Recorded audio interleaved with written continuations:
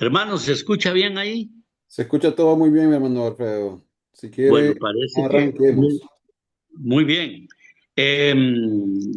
Vamos a iniciar, como es de costumbre, dándole gracias a nuestro amado Padre por la oportunidad que nos da de estar reunidos esta noche a través del este sistema.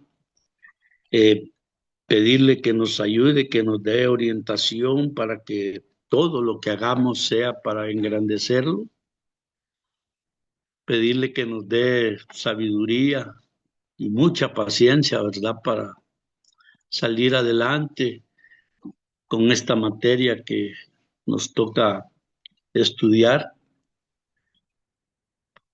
Padre, te pedimos por todos nuestros hermanos de la congregación, especialmente por los hermanos pastores.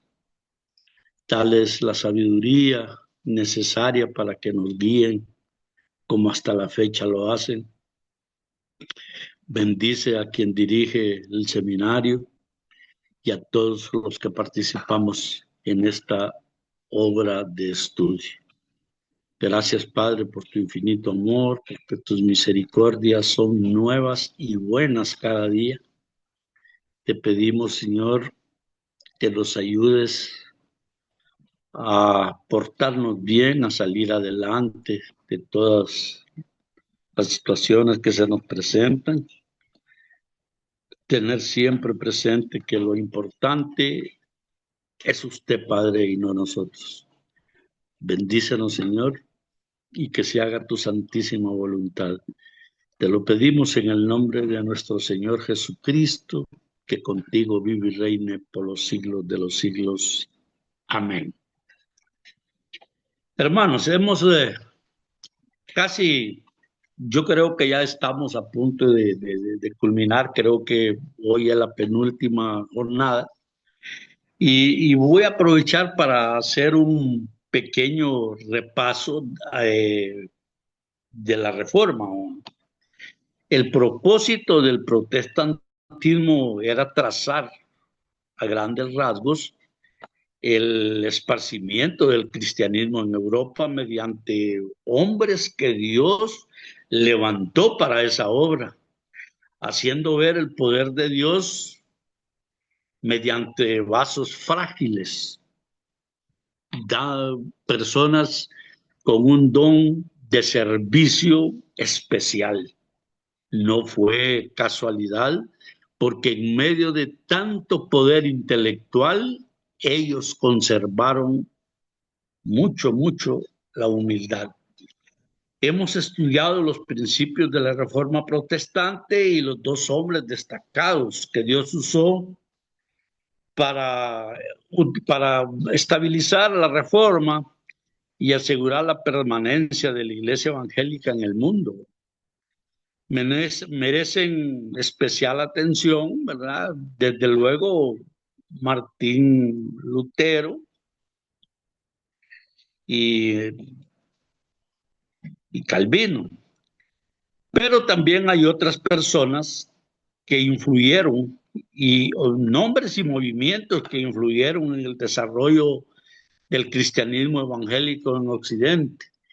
El movimiento se inicia en Alemania, pero de ahí se expande por toda Europa.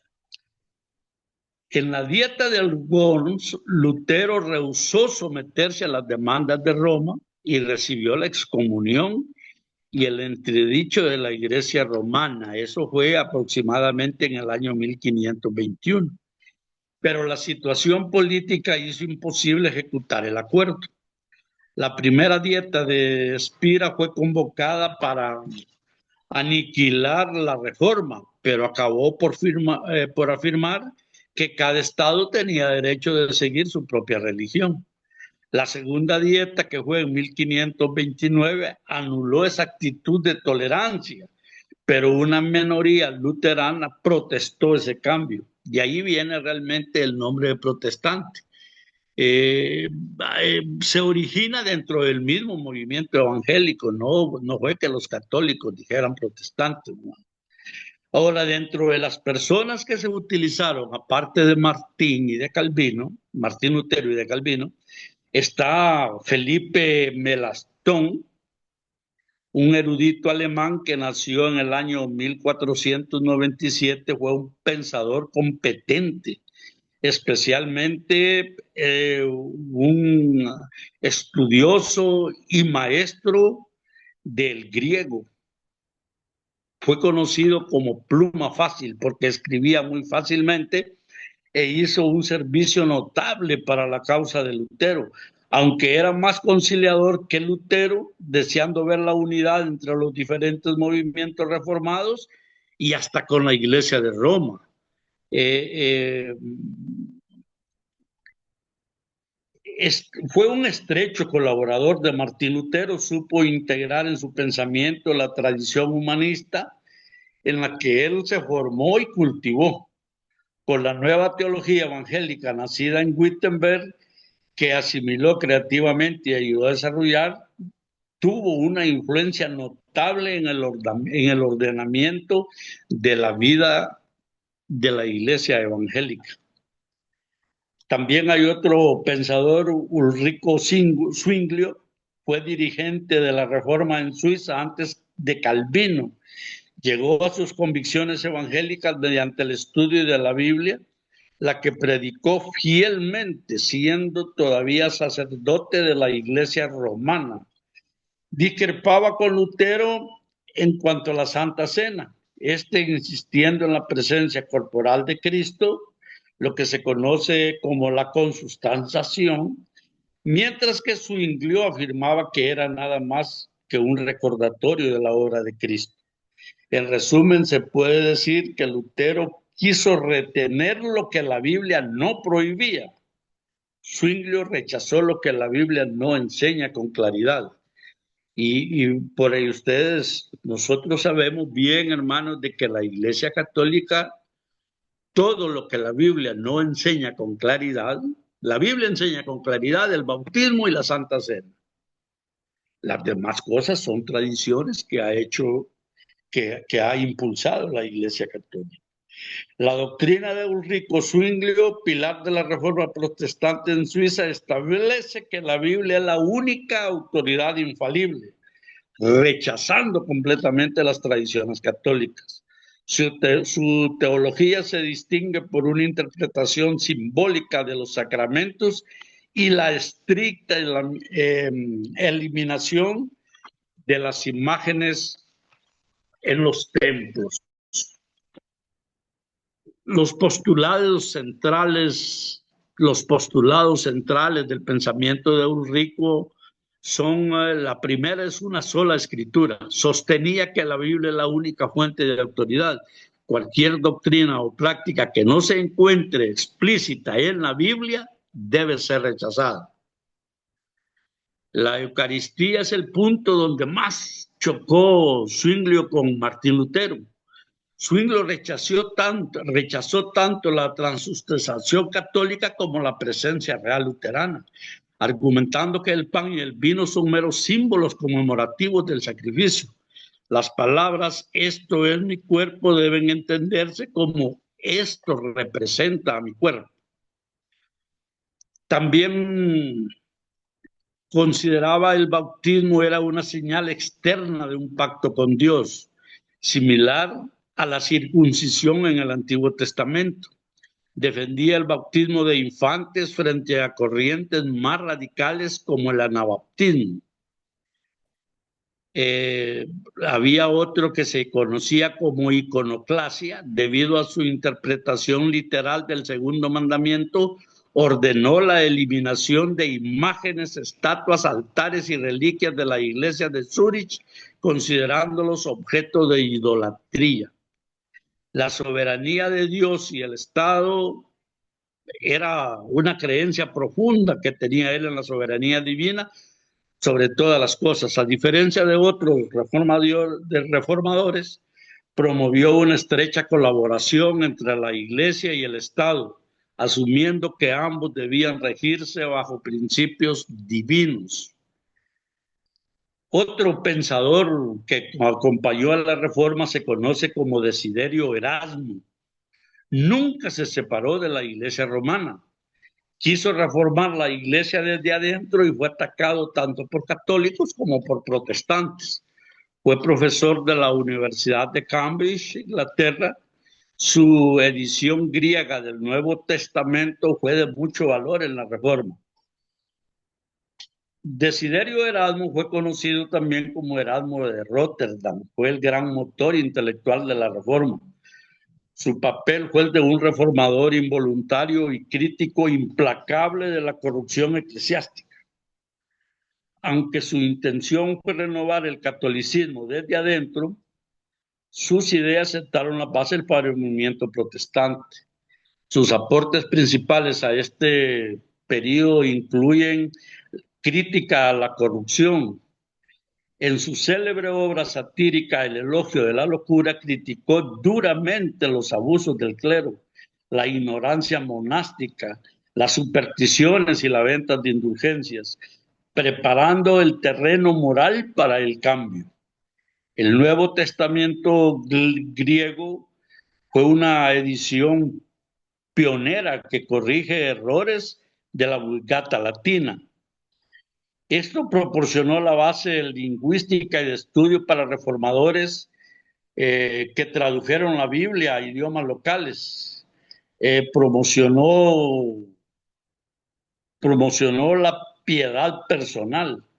A través del Manual del Caballero Cristiano, abogó por una fe basada en la lectura directa de las Escrituras y una relación personal con Dios, alejándose de los rituales materiales. Aunque simpatizaba con Lutero, Erasmo rechazó unirse a la Reforma protestante. Defendió la unidad de la Iglesia y abogó por moderación y entendimiento, escribiendo sobre el libre albedrío frente a las posturas del reformador Martín Lutero. El debate entre Erasmo y Lutero fue el choque intelectual y espiritual más importante de la Reforma. Se centró en la naturaleza de la voluntad humana frente a la gracia divina, enfrentando el humanismo optimista de Erasmo contra la visión radical y pesimista del reformador Martín Lutero. El conflicto se desarrolló mediante dos obras fundamentales: el libre albedrío. El humanista de Erasmo argumentaba que a pesar del pecado original, el ser humano conserva la capacidad de elegir entre el bien y el mal. Para Erasmo, la existencia del libre albedrío es indispensable para mantener la moralidad y justificar los mandamientos y recompensas de Dios. La esclavitud de la voluntad, ¿verdad? Lutero, como respuesta al reformador, rechazó por completo la idea de la libre voluntad. Argumentó que tras la caída la naturaleza humana queda tan corrompida que el hombre es incapaz de elegir salvarse por sí mismo. Para Lutero, si lo monta Dios, hace el bien. Si lo monta Satanás, hace el mal, por lo que la salvación depende única y exclusivamente de la gracia de Dios. Las diferencias esenciales entre ambas posturas se pueden resumir en que las características de Erasmo y Martín Lutero tienen una visión del ser humano optimista. La razón y voluntad cooperan con la gracia divina. La pesimista de Martín Lutero, que la voluntad está esclavizada por el pecado, autoridad y dogma. Creía en la tradición, concilios y en la reforma de la Iglesia Católica desde adentro. Sostenía el principio de sola escritura, rechazó el enfrentamiento, marcó la separación definitiva entre el humanismo renacentista y la reforma protestante, mientras que Erasmo buscaba proteger el valor de la educación y el proceso moral. Lutero priorizó la soberanía absoluta de Dios y la justificación única por la fe. Hay otro pensador que se llama Teodoro Beza. Él es el sucesor de Calvino, era francés. Fijó su residencia en Ginebra, donde se identificó con Calvino hasta la muerte de este. Produjo una versión latina del Nuevo Testamento y una griega también del Nuevo Testamento. Tras estudiar Derecho, Besa estableció un bufete en París, donde publicó sus obras. Un volumen de versos amorosos le valió la reputación de ser uno de los principales poetas latinos. Tras recuperarse de una grave enfermedad, experimentó su conversión y viajó a Ginebra para unirse a la iglesia. Calvino, entonces, profundamente involucrado en sus reformas de las instituciones políticas y educativas suizas. Un año después, Besa se convirtió en profesor de griego en Lausana, donde escribió en defensa de la quema del hereje antitrinitario Miguel Servet. Durante varios años, Besa viajó por toda Europa defendiendo la causa protestante. Regresó a Ginebra allá por 1558. Junto a Calvino fundó la nueva Academia de Ginebra, destinada a convertirse en un centro de formación para la difusión de las doctrinas calvinistas. Como su primer rector, Besa fue el sucesor lógico de Calvino tras la muerte del reformador. Besa permaneció como principal pastor de la Iglesia de Ginebra durante el resto de su vida, contribuyendo con numerosas obras que influyeron en el desarrollo de la teología reformada. Hay otro pensador que se habla mucho de él, que es Jacobo Arminio. Fue un destacado teólogo y pastor neerlandés. Es mundialmente famoso por desafiar la estricta doctrina calvinista de la predestinación, dando origen a la corriente teológica conocida como arminianismo.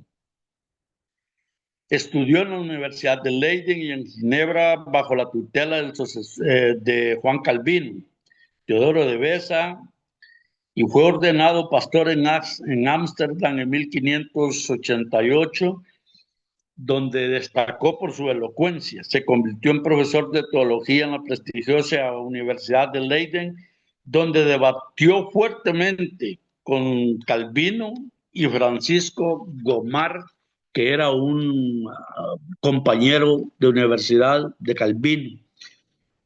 Su teología se centró en reconciliar la soberanía absoluta de Dios con la responsabilidad humana y el libre albedrío. Sus enseñanzas más destacadas, estamos hablando de Jacobo Arminio, es la elección condicionada. Dios elige para salvación a aquellos que prevé que creerán en Él por medio de la fe. Expiación universal, la muerte de Jesucristo ofrece el perdón para toda la humanidad, aunque solo los creyentes la reciben, de acuerdo con Arminio. La gracia irresistible de Dios es necesaria para la salvación, pero los humanos tienen la capacidad de rechazarla. Legado de Arminio a sus seguidores publicaron un documento llamado La Protesta, sistematizando sus creencias que fueron condenadas inicialmente por el Sínodo de Dort. Sus ideas sobrevivieron y florecieron siglos después, influyendo profundamente en el movimiento metodista fundado por John Wesley.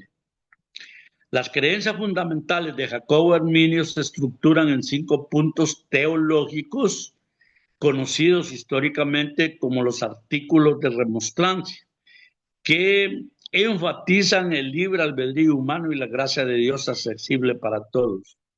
La elección condicional, la expiación universal, esta expiación universal es que Jesucristo murió en la cruz para redimir a todos los seres humanos. Sin embargo, los beneficios de su muerte y el perdón de los pecados solo se hacen efectivos y se aplican a quienes tienen fe en él. La incapacidad humana, pues ninguna persona puede producir su propia salvación, ya que el ser humano está corrompido por el pecado. Por lo tanto, necesita que el Espíritu Santo le conceda la gracia, la fe y la capacidad no solo de arrepentirse, sino que también la capacidad de creer. La gracia de Dios que capacita al hombre para la salvación es sumamente poderosa, pero el ser humano tiene la capacidad de resistirla, rechazarla y negarse a responder al llamado del Evangelio.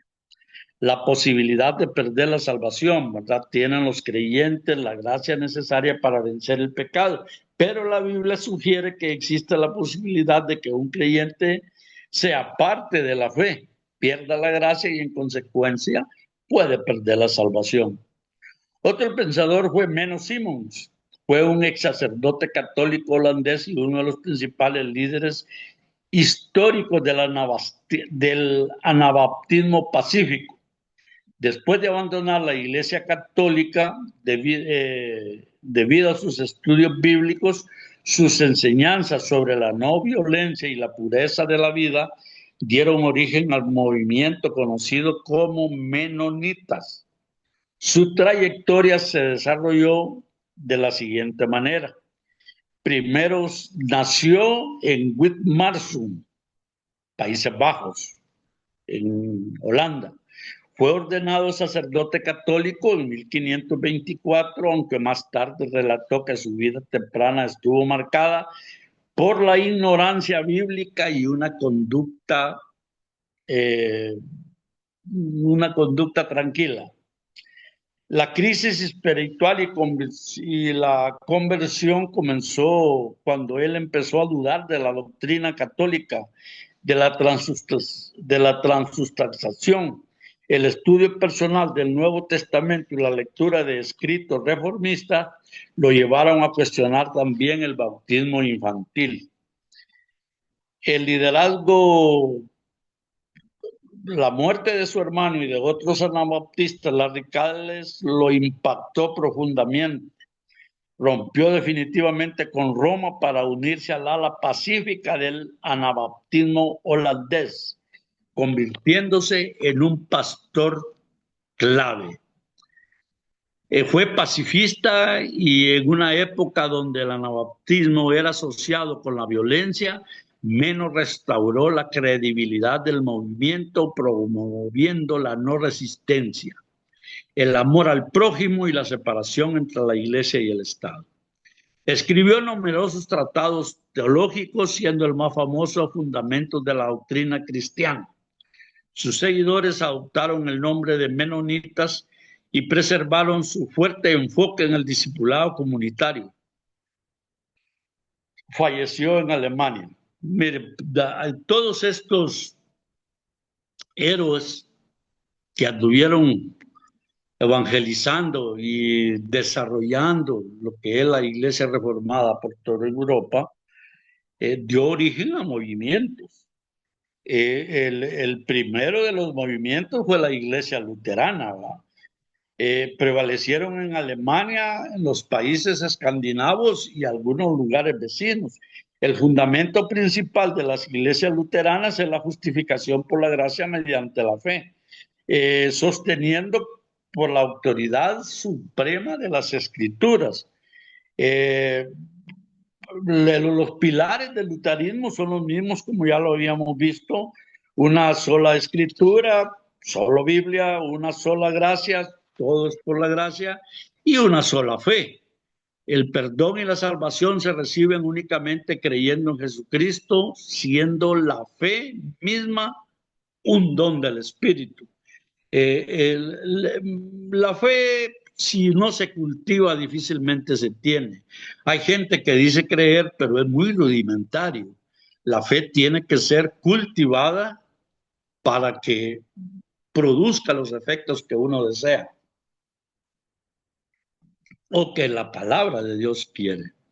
Después de los movimientos luteranos, aparecieron también las iglesias reformadas, así se llaman a las que promovieron la obra de Calvino. Crecieron principalmente en Francia, los Países Bajos, Escocia y el Nuevo Mundo.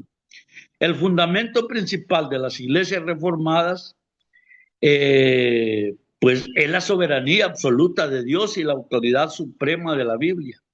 Este fundamento se sostiene sobre los 5 pilares de la Reforma: sola Escritura, sola gracia, sola fe, solo Cristo y solo a Dios la gloria. Todo lo que existe, incluida la salvación, existe para glorificar únicamente a Dios. También tenemos los anabaptistas. La palabra significa rebautizar, note. Los anabaptistas bautizaban a los convertidos que habían recibido el bautismo infantil, insistiendo en que este no era bautismo. Pero esta no era la única doctrina distintiva. Creían en la separación de la iglesia y el Estado, también en la tolerancia religiosa. Querían tener una iglesia netamente bíblica. El movimiento anabaptista consistía de varios grupos en diferentes partes, no de un solo lugar, ni de un solo dirigente. Surgieron en Zúrich, en Suiza, en 1522, dirigidos por Conrado Grebel y Félix Manz. Fueron cruelmente perseguidos en los años 1525 a 1530.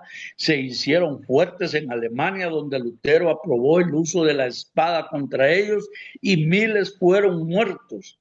En los Países Bajos, Menno Simons fue dirigente, del cual los menonitas reciben su nombre. Este tuvo que fugarse de un país a otro varias veces durante su vida. Al fin murió en Dinamarca en 1561. En Austria, Jacobo Hutter, de quien los luteranos o hermanos luteranos reciben su nombre, murió como mártir también, ¿no?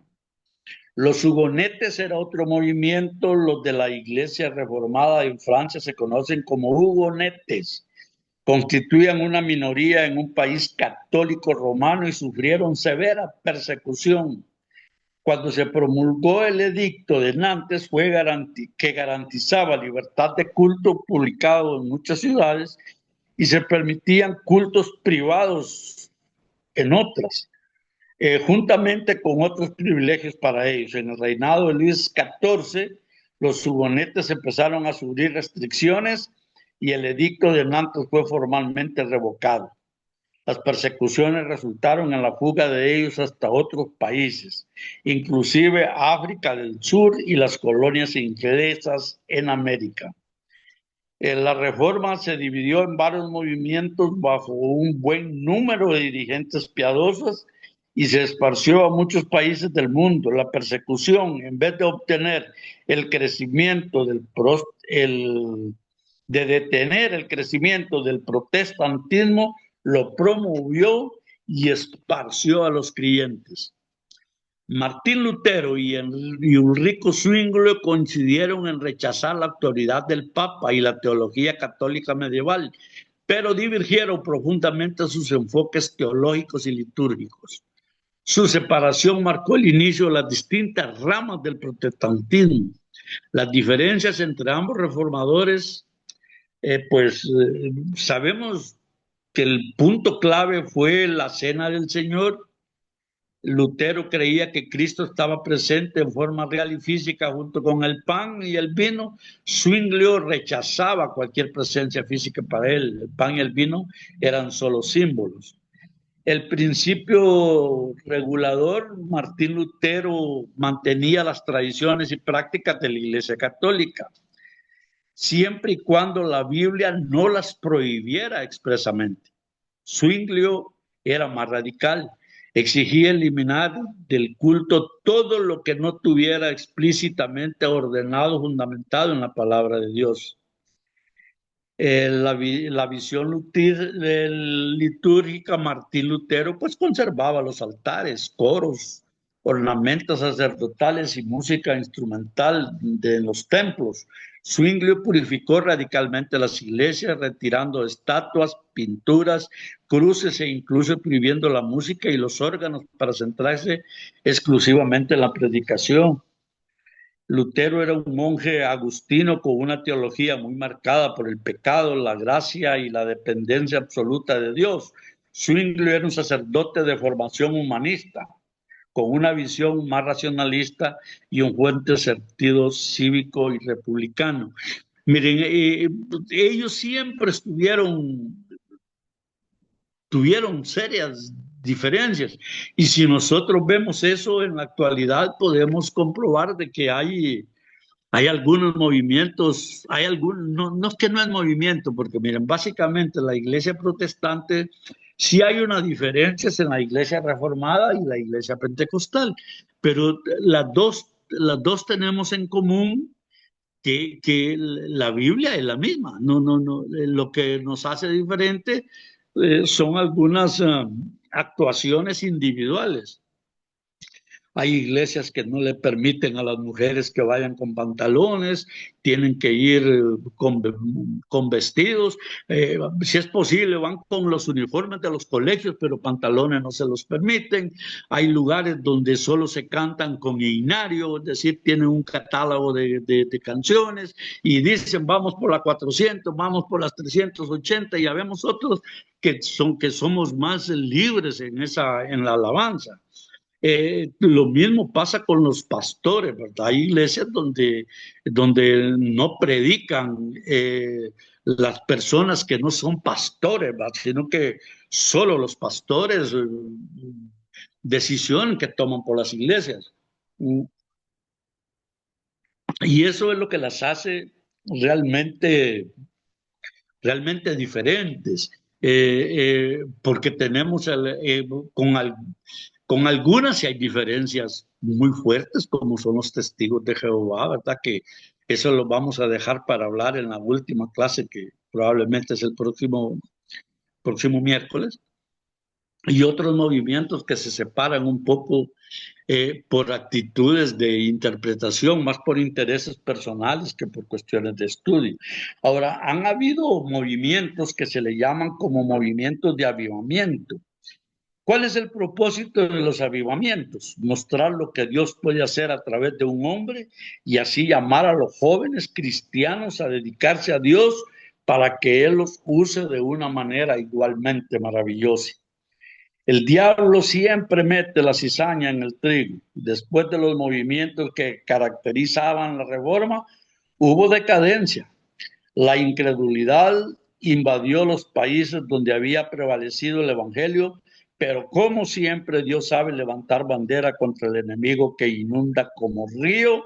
Así resultó en el siglo XVIII, ya por el año 1917, que es cuando realmente empieza el crecimiento. El deísmo o la teología natural, juntamente con la corrupción general y la decadencia moral, empezó a ser popular la idea de que Dios, aunque había creado el mundo, lo había dejado para desarrollarse según leyes naturales. Según esto, Dios estaba lejos y no ocupado en las cosas que suceden aquí. Estas ideas se llaman deísmo o teología natural. Unos creían que la Biblia tenía algo de valor religioso, otros la rechazaban, pero todos negaban su inspiración y autoridad. Realmente era el escepticismo, o sea, la incredulidad en la iglesia. Empezó en Inglaterra y ahí se llenó el continente y el Nuevo Mundo. El racionalismo, muy relacionado con el deísmo, fue un ataque contra el verdadero cristianismo que sostenía que la razón debía dirigir al hombre en todo, inclusive su religión. Que cuando algo de lo que dice la Biblia parece ser contra la razón, como los milagros, por ejemplo, se debe rechazar o explicar como una fábula o una alegoría. Creció mucho en Alemania y Francia. Desde entonces, el racionalismo ha seguido atacando a la iglesia en todos los países civilizados del mundo. Cuando iniciamos la clase, yo les pregunté que les hice una pregunta para que investigaran por qué cuando le preguntaron a Einstein que si creía en Dios, él dijo que creía en el Dios de Spinoza. Y les comenté yo que teníamos que investigar de qué Dios hablábamos, de ese Dios de Spinoza. Pues yo medio leí, porque no he leído toda la historia de Spinoza. Ahorita se me va el nombre de Spinoza, no recuerdo realmente cuál era el nombre de él ahorita, pero por lo que he alcanzado a leer, él creía en un Dios natural, ¿verdad? Y lógicamente la mayoría de los ateos pues recurren al Dios natural, ¿va? No. Es decir, la fuerza de la naturaleza es la que se impone, no el poder de Dios.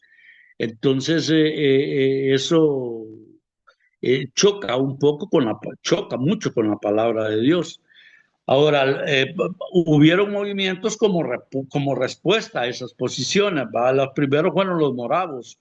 Era un movimiento pietista bajo Spener y Frank que inició el contraataque contra el racionalismo en Alemania.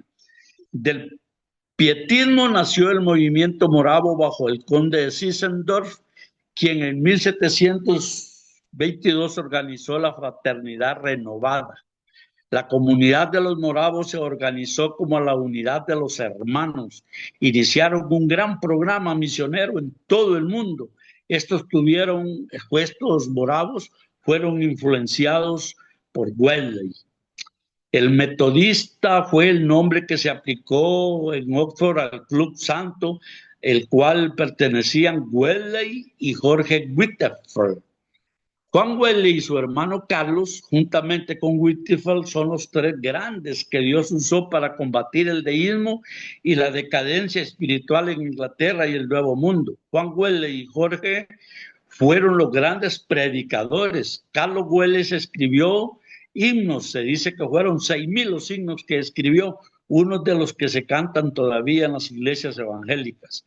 A pesar de sufrir de tuberculosis, predicó a grandes multitudes, se dice que hasta 30,000 en una ocasión. Y en aquel tiempo no habían altoparlantes, imagínense ustedes, así nomás. Nosotros vemos a veces que en la iglesia cuando se arruina un parlante, pues prácticamente no se escucha, y a una congregación de 30,000, ni Dios lo quiera, ¿verdad? Tendría que ser muy fuerte la voz, muy potente. Juan Wesley nació en 1703, habiendo caminado a caballo unos 400,000 kilómetros de distancia. 400,000 kilómetros es más o menos la distancia que hay entre la Tierra y la Luna. Predicó 42,000 sermones, un promedio de 800 al año durante su ministerio activo, y escribió 233 libros. A la edad de 84 años caminó 384 kilómetros en un periodo de 80 horas. Preparaba sus sermones mientras caminaba. Mire, yo no sé, pero 384 kilómetros son casi 50 kilómetros diarios, ¿no? Son casi 50. Y caminar 50 kilómetros a los 84 años definitivamente que era milagroso, ¿verdad? Recibió su título universitario en 1724, su conversión fue en 1725 y fue ordenado diácono ese mismo año y sacerdote de la Iglesia Anglicana en 1728.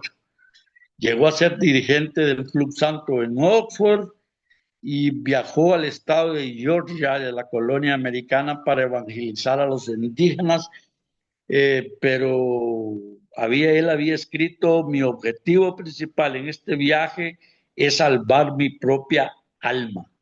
No tenía seguridad de su salvación. Durante una fuerte tempestad, los ingleses a bordo gritaban de miedo, pero unos moravos cantaban un salmo. Después Wesley les preguntó si no tenían miedo. Uno respondió: no tenemos miedo de morir. Al día siguiente uno le preguntó a Wesley si conocía al Señor Jesucristo. Sí, pero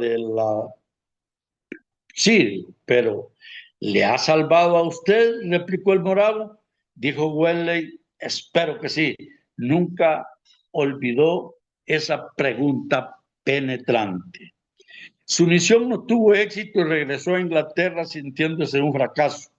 Otros contactos con los moravos y la lectura de los romanos por Lutero hizo que Wesley confiara plenamente en Cristo para su salvación. Días más tarde predicó su famoso sermón sobre Efesios 2:8 De ahí empezó el fervor del avivamiento y a finales de 1738 solo 4 iglesias en Londres permitían usar el púlpito.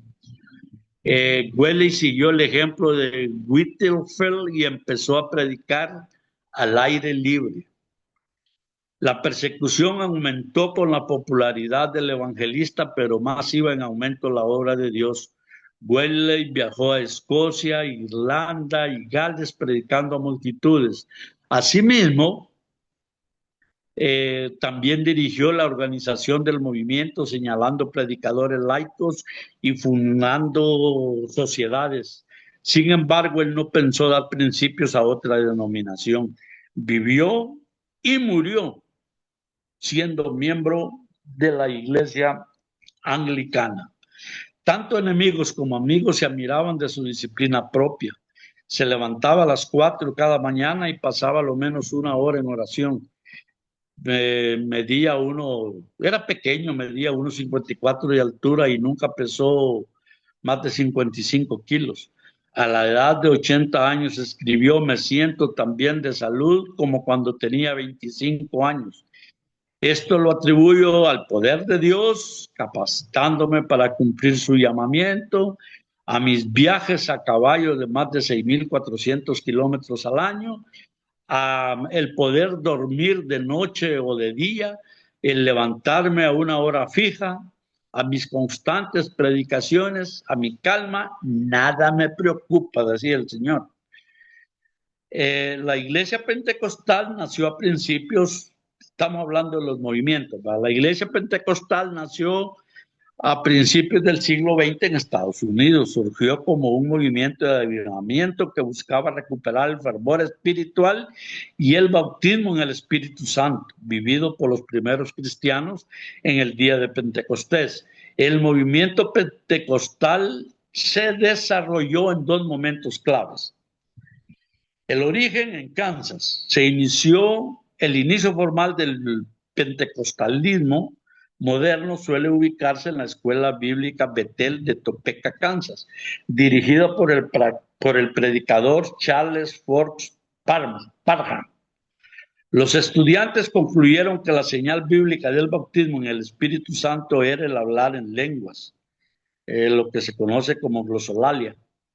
El 1 de enero de 1901, la estudiante Agnes Osman fue la primera en experimentar este hecho. El otro hecho es el avivamiento de la calle Azusa.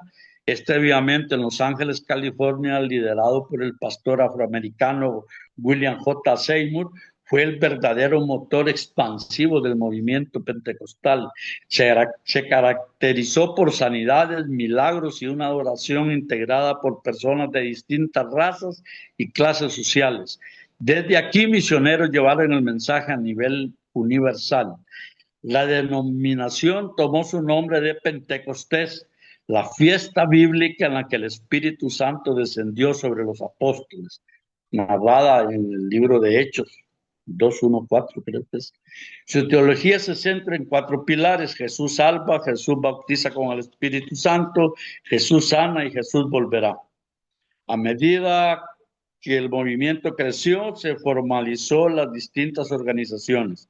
Un ejemplo destacado fue la fundación de las Asambleas de Dios en 1914, estructuradas para organizar y expandir el evangelio a nivel mundial. Ante la creciente incredulidad que inundaba la iglesia, Dios levantó grandes movimientos evangélicos, como los pietistas, los moravos. El ejemplo de Juan Wesley muestra que Dios puede utilizar a un hombre disciplinado y dedicado para cambiar toda una nación o aún varias naciones. Ahora ayer es misionero, ¿verdad? Los reformadores hicieron una obra grande al separarse de los errores del romanismo, y al enfatizar de nuevo en el evangelio. Pero su obra afecta principalmente a sus propios países y a los países vecinos. No pensaron en los inmensos territorios del mundo que carecían de la luz del evangelio. Sin embargo, en el transcurso de los años, Dios levantó a siervos suyos que tenían la visión del mundo perdido. Anteriormente mencionamos el avivamiento en Alemania, conocido como el pietismo, lo que influenció al conde de Zinzendorf, quien dio principio a las misiones mundiales de los moravos. Ahora vamos a considerar la obra evangélica en los diferentes lugares en base a ciertos hombres que fueron los que realmente prestaron este servicio de promulgar el evangelio. En la India, entre los primeros misioneros enviados por el rey de Dinamarca sobresale el nombre de Bartolomé Schegenblack. A pesar de mucho apostaron, aunque débil de cuerpo, pudo en el corto tiempo de 2 años traducir la Biblia al idioma tamul, producir una gramática y 2 léxicos y lograr más de 350 convertidos, catecúmenos y discípulos. Guillermo Carey se ha llamado el padre de las misiones modernas. Como hemos visto, no fue el primer misionero, pero sí hizo más para despertar a la iglesia en cuanto a la necesidad del mundo pagano. Nació en Inglaterra, Guillermo Carey, fue un estudiante diligente. Después de su conversión empezó a predicar a los 18 años, al mismo tiempo trabajando de zapatero. Dominó el latín, griego, hebreo, francés y holandés y ganó buenos conocimientos en la botánica y en la zoología. Creó en sus manos un libro, Viaje alrededor del mundo, que le impresionó y se apoderó de una convicción de la tarea de la iglesia de dar el evangelio a los paganos.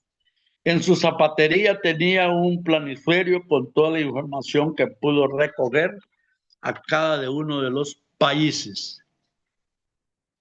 En una reunión de ministros evangélicos, Carey lo instó en cuanto al deber de llevar el evangelio a todo el mundo.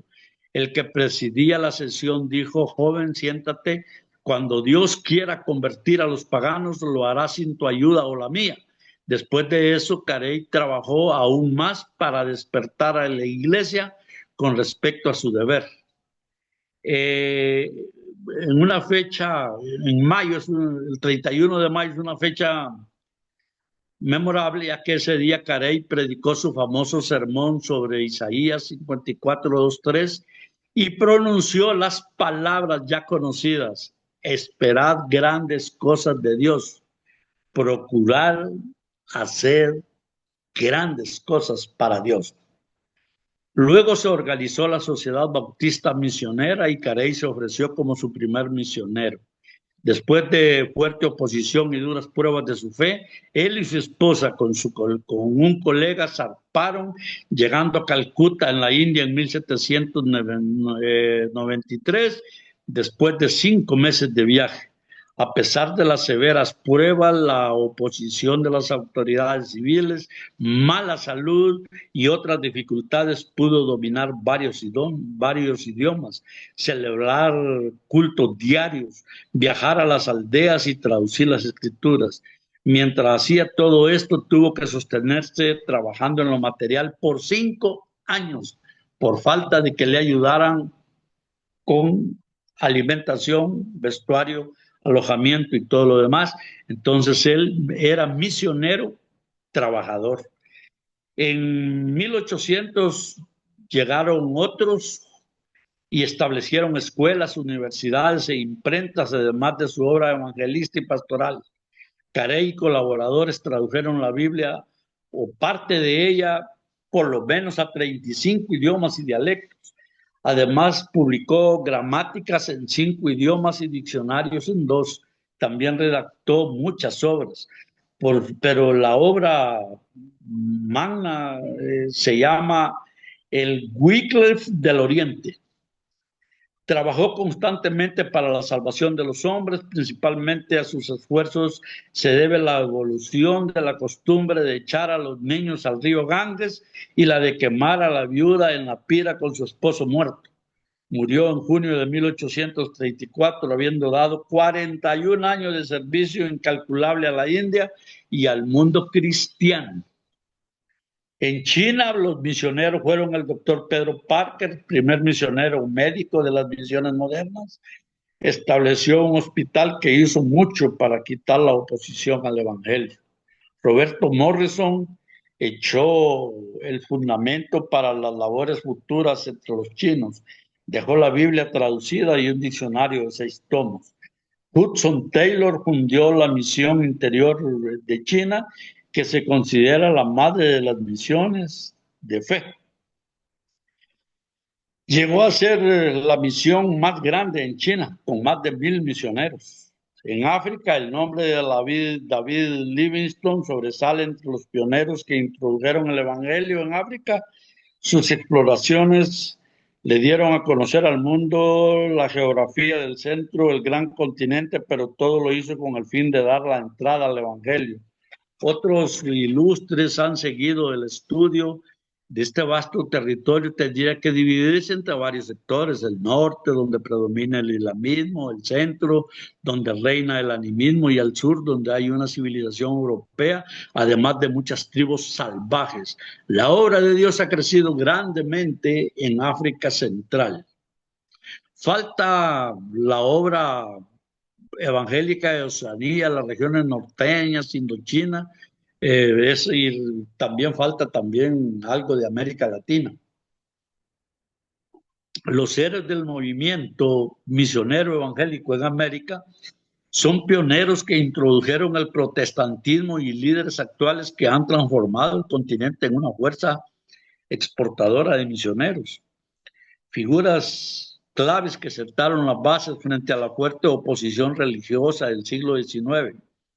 Entre estas figuras evangélicas tenemos al capitán Allen Gardiner, misionero y oficial de la Marina inglesa, conocido por su tenaz y trágico esfuerzo inicial por evangelizar la región de la Patagonia y la Tierra de Fuego en el siglo XIX.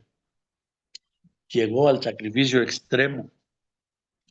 John R. Mott, uno de los líderes más destacados del movimiento evangélico mundial y continental, que ayudó a dar impulso al movimiento estudiantil misionero que buscaba la evangelización del mundo en esta generación.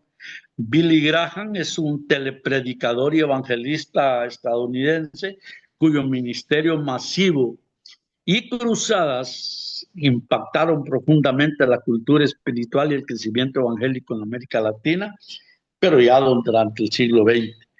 Pablo Carrillo fue un líder mexicano convertido tras las protestas de 1968, que representa la transición de la región hacia una nueva era de jóvenes nativos comprometidos con la evangelización, misiones urbanas y el discipulado. Hay varios misioneros cuáqueros que fueron los pioneros que se asentaron desde el principio en países como Guatemala y Bolivia, estableciendo iglesias, escuelas y ministerios de radio que perduran hasta la fecha. El continente ha pasado de ser un territorio receptor de misioneros a una potencia exportadora con más de 10,000 misioneros evangélicos latinoamericanos sirviendo en todo el mundo. La historia evangélica y protestante en México comenzó formalmente en el siglo XIX, desarrollándose a contracorriente de una herencia intensamente católica y bajo leyes coloniales de intolerancia religiosa. Su crecimiento inicial se debió a colportores internacionales y decretos constitucionales liberales, evolucionando hasta convertirse en una comunidad de millones de creyentes. En la actualidad, los colportores, que eran británica y extranjera, como el pastor escocés James Thompson, ingresaron al país vendiendo Biblias y promoviendo la alfabetización bajo el sistema lancasteriano. Las leyes de la reforma, el presidente Benito Juárez promulgó la separación de la Iglesia y el Estado, garantizando legalmente la libertad de cultos y abriendo las puertas a misioneros no católicos, estableciendo misiones episcopales, metodistas, presbiterianas, bautistas y cuáqueros, que fundaron sus primeras iglesias formales, principalmente en la Ciudad de México, Puebla y el norte del país. A partir de la década de 1920, las corrientes pentecostales locales e internacionales impulsaron un crecimiento masivo, especialmente entre clases populares y comunidades indígenas del sur de la República.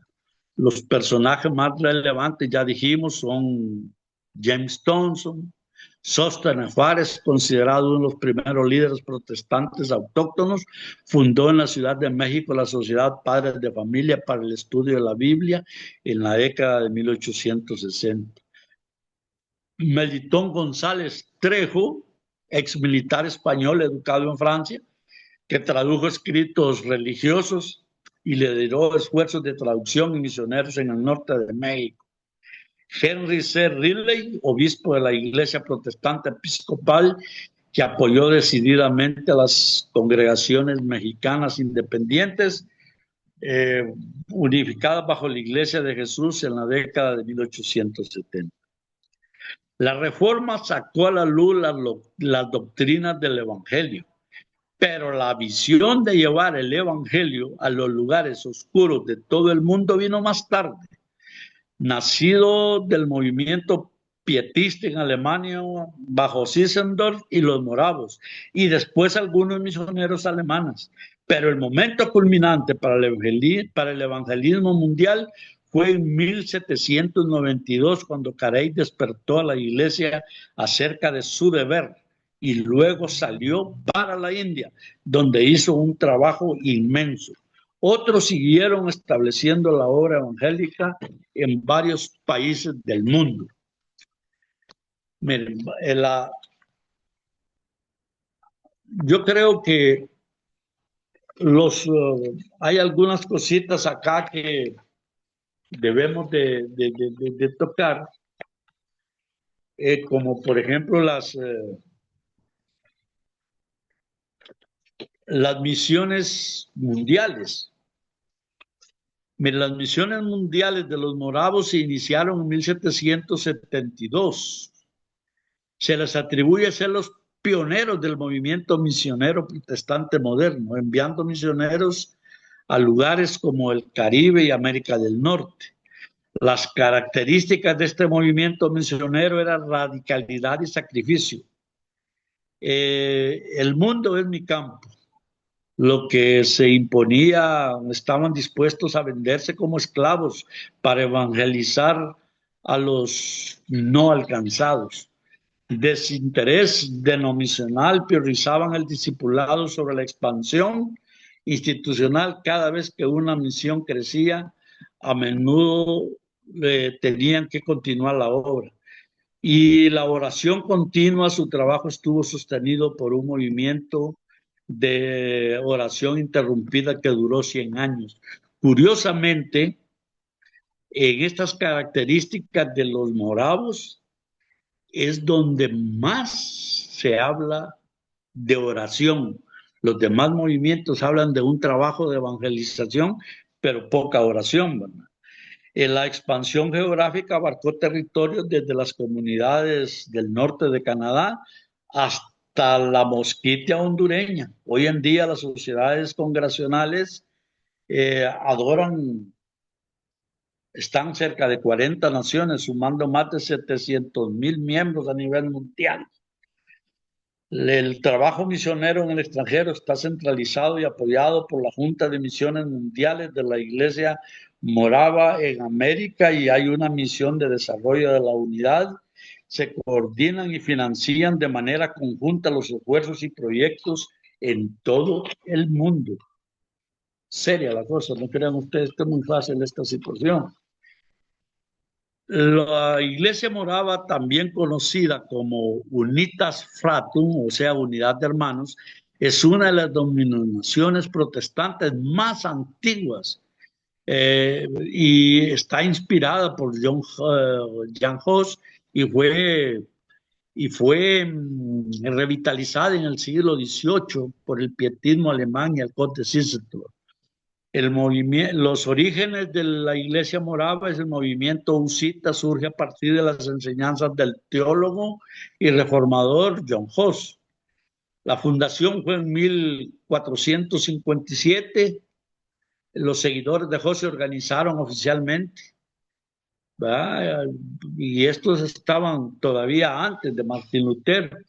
Hubo persecución y exilio, hubieron guerra de los 30 años de la iglesia, se vio desmada, pero sobrevivió clandestinamente. Y la renovación de los refugiados de Moravia y Bohemia encontraron asilo en Sajonia, en Yugoslavia, en las tierras de Yugoslavia encontraron la renovación espiritual. Los orígenes teológicos, pues la religión del corazón, la teología cristocéntrica, un enfoque misionero y digamos que también pasa en el ecumenismo. En Centroamérica la iglesia morava tiene una profunda presencia histórica y cultural, especialmente en la costa del Caribe de Nicaragua y en la Mosquitia hondureña. Son regiones que fue introducida a mediados del siglo XIX por misioneros europeos, convirtiéndose en un pilar fundamental para el desarrollo educativo, social y espiritual de los pueblos indígenas, misquitos, sumos y los ramas. El nombre moravo proviene de Moravia, una región histórica ubicada al este de la región actual de la República Checa. El origen del nombre se desglosa así: la raíz geográfica, la región de Moravia, donde su nombre al río Morava, que lo atraviesa. Y la iglesia morava es el movimiento religioso, fue fundado en el siglo XV por seguidores de John Hus.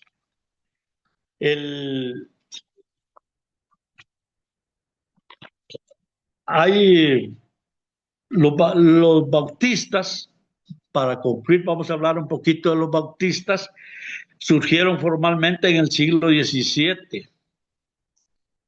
Su historia se explica a través de los principios sobre las raíces de influencia y la evolución eclesiogélica.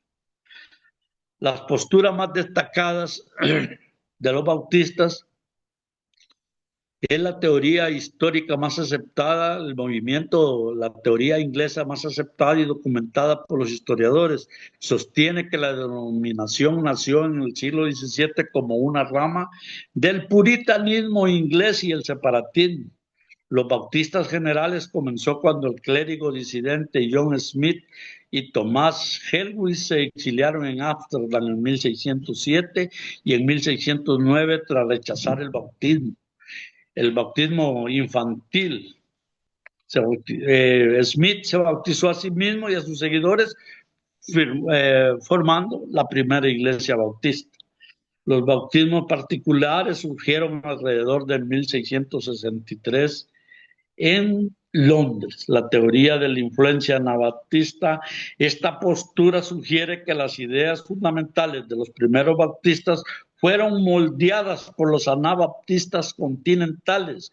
Surgieron en Europa en el siglo XV y defienden que el grupo de John Smith tuvo contacto directo con menonistas en Ámsterdam, adoptando de ellos la idea de que el bautismo solo es válido para creyentes adultos que profesan su fe, no para infantes.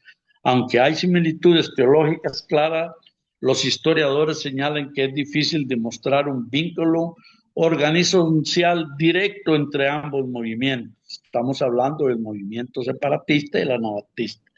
La teoría de la sucesión, popularizada a principios del siglo XX por autores como el pastor estadounidense John M. Carroll en el libro El rostro de la sangre, esta postura argumentaba que ha existido una cadena interrumpida de iglesias con doctrinas bautistas donde desde los tiempos del Nuevo Testamento y Juan el Bautista. Los defensores de esta teoría sostienen que los grupos disidentes perseguidos a lo largo de los siglos, como los son anabautistas primitivos. Aunque fue muy popular en los siglos XX, la mayoría de los historiadores modernos la consideran más una hipótesis teológica que un hecho histórico comprobable. una vertiente más moderada, la teoría de la sucesión, que argumenta que las enseñanzas bautistas se originan directamente de la Biblia. Según esta visión, los bautistas descienden de un solo grupo histórico medieval, sino que comparten un parentesco espiritual con diversas comunidades que a lo largo de los siglos rechazan el bautismo infantil y defienden la libertad de conciencia y la autonomía para recibir el bautismo. Miren, hemos tratado de hablar de todos estos movimientos porque resulta que uno se pregunta constantemente por qué hay tantas iglesias, ¿no? Si ustedes se fijan en el acto hay como 10 iglesias, creo yo. Si nos vamos a la Kennedy, aquí hay otro montón. Si nos vamos a la Torocagua, donde vayamos, hay iglesias. Y lo raro es tanta iglesia con la misma Biblia. Sabemos de que hay algunas que no son iglesias, que son sectas y que son templos de cualquier cosa, menos de adoración correcta como ordena la Biblia. Para ellos hay interpretaciones que uno realmente no logra entender, pero ni modo, tienen miembros y así viven, ¿verdad? Nosotros vemos frecuentemente que hay iglesias donde los pastores son amos y señores, ¿verdad? Y no tienen oposición y lo que dicen ellos es santa palabra. No hay quien les diga algo, pues. Y también sabemos de que hay iglesias donde no hay ninguna preparación, solo Biblia. Solo Biblia porque la leen todos los hermanos. Y eso no es malo, pues, pero nosotros sabemos bien de que la iglesia y la religión evangélica, el pensamiento evangélico, el tiene su propia historia, tiene su gente que ha trabajado y lógicamente nosotros no hablamos de toda la gente, ¿verdad? Pero solo hablamos de lo más relevante. Hay mucha gente que se nos queda pendiente de mencionar.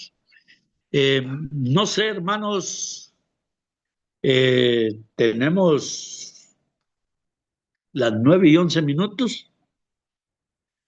Creo que si estamos...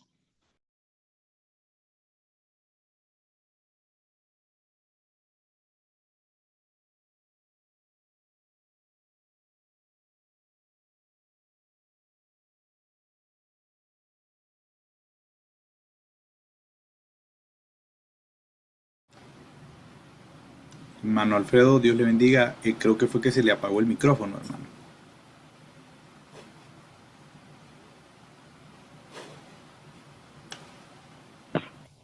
¿Ahí está bien? Ahí lo escuchamos nuevamente, hermano. Bueno, gracias. Creo que fue que el movimiento que tuve se fue. Vamos a dar por concluida la reunión esta noche, hermano, y nos convocamos para la última reunión el próximo miércoles. Amén, amén. ¿Verdad? Si consideramos de que hay algo pendiente, pues pediríamos una nueva, pero eso lo vamos a saber el próximo miércoles, ¿de acuerdo? Perfecto, hermano. Usted nos Para el informa. próximo miércoles esperamos tener la participación de todos, ¿verdad? Para que interactuemos en muchas cosas. Después de una breve exposición, vamos a compartir, intercambiar conocimientos, inquietudes y todo lo demás. ¿Le parece bien, hermano? Amén. Excelente, hermano. Amén. Perfecto.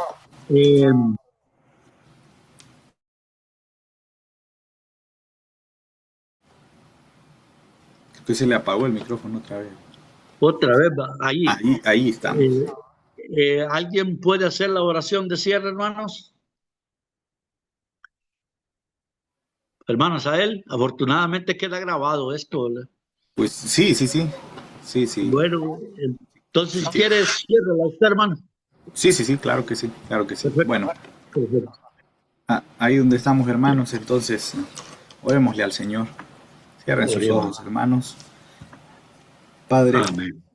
Padre, te damos gracias, Señor, en el nombre de Jesús, porque nuevamente esta noche, Padre, tú nos has acompañado, porque no hay otro motivo por el cual estemos aquí más que aprender de ti, Señor, aprender de tu Biblia, aprender de tu palabra y discipularnos, Señor, crecer en espíritu, crecer en conocimiento de la doctrina, Padre. Y pues te agradecemos porque el hermano Alfredo ha dispuesto su tiempo para enseñarnos, para transmitirnos, Padre, lo que tú quieres que nos enseñe. En el nombre de Jesús, bendecimos la vida del hermano Alfredo.